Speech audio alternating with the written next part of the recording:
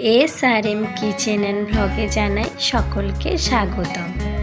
আজকে আমি চলে এসেছি পটল দিয়ে অসাধারণ স্বাদের এই সুন্দর রেসিপিটি নিয়ে। তাহলে চলুন দেখে নেওয়া যাক।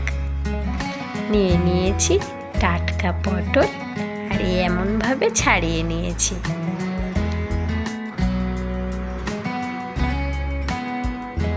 এইভাবে করে দুই মাথা কেটে নিয়েছি।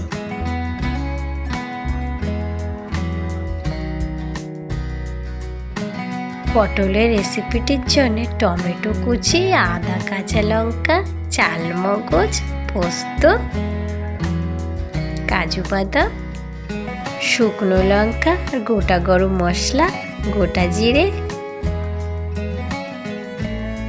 সাথে কালো জিরে, লবণ, হলুদ গুঁড়ো।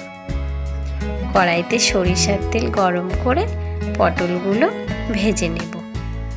জানেন তো বন্ধুরা, এই পটলগুলো আমাদের ছোট্ট গাছটাতে হয়েছে। ভাজার সময় একটু লবণ, একটু হলুদ গুঁড়ো দিয়ে ভেজে নেব। ভিডিওটি ভালো লাগলে অবশ্যই চ্যানেলটিকে সাবস্ক্রাইব করে পাশে থাকবেন। নতুন নতুন রান্নার ভিডিও পেতে লাইক, কমেন্ট, শেয়ার অবশ্যই করবেন। এইভাবে পটলগুলো ভেজে নেব।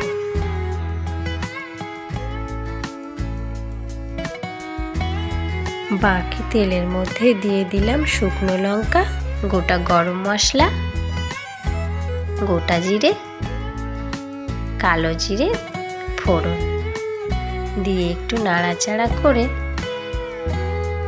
দিয়ে দিচ্ছি টমেটো পেস্ট। পটল ভাজার তেলটা কালো হয়ে যায়, আপনারা চাইলে বদলে নিতে পারেন। দিয়ে দিলাম একটু হলুদ গুঁড়ো, একটু কাশ্মীরি লঙ্কার গুঁড়ো দিয়ে একসাথে মশলাটি আবার একটু নেড়ে কষে নেব।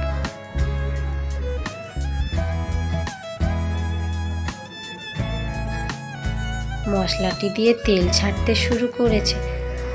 এবার দিয়ে দিচ্ছি ভেজে রাখা পটলগুলো।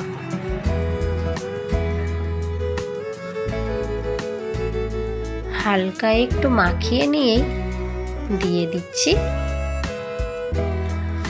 আদা, কাঁচা লঙ্কা, চালমগজ আর পোস্তর পেস্টটা।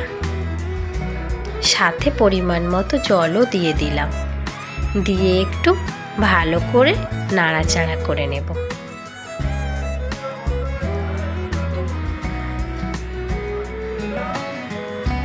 এবার হালকা আঁচে একটু ঢাকা দিয়ে রেখে দেব।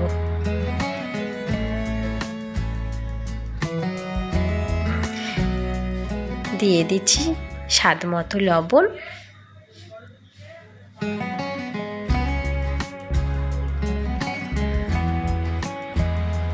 আর একটু হালকা পরিমাণে চিনি। আপনারা চাইলে নাও দিতে পারেন। দিয়ে আবারও একটু হালকা আছে ঢাকা দিয়ে রেখে দেব। কিছুক্ষণ পরে ঢাকা খুলে দেখুন মশলাটি দিয়ে তেল ছাড়তে শুরু করে দিয়েছে। দিয়ে দিলাম গরম মশলার গুঁড়ো, দিয়ে একটু মাখিয়ে নেব। পটলের এই রেসিপিটি কিন্তু খুব সুন্দর খেতে হয় গরম ভাতের সঙ্গে বা রুটি।